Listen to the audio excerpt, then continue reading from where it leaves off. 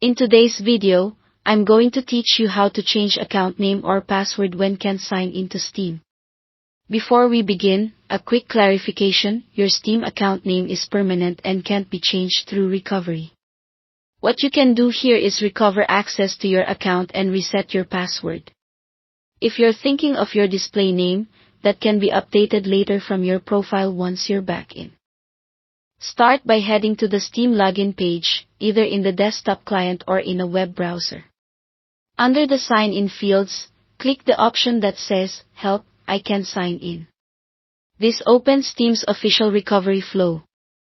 From the choices presented, select, I forgot my Steam account name or password. This tells Steam you need help identifying your account and regaining access. On the recovery page, type in one piece of information linked to your account. You can use your Steam account name, your email address, or the phone number you attach to the account. Pick whichever you're confident is correct.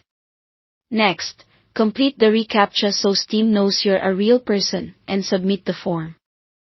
Steam will search for matches and, if it finds your account, it will display matching results or prompt you to continue.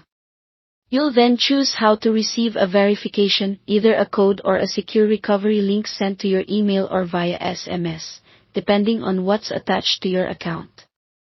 If you have both, pick the one you can access fastest. Now, check your inbox or your text messages. If the email isn't there, look in your spam or junk folder. Open the message from Steam and either click the special recovery link or take the code from the message and enter it back on the Steam page. The link is the simplest option, but the code works just as well. After Steam verifies the code or link, you may see a list of matching accounts. Select your account to continue.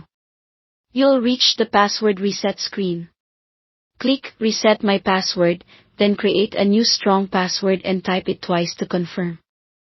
Aim for something unique that you don't reuse elsewhere.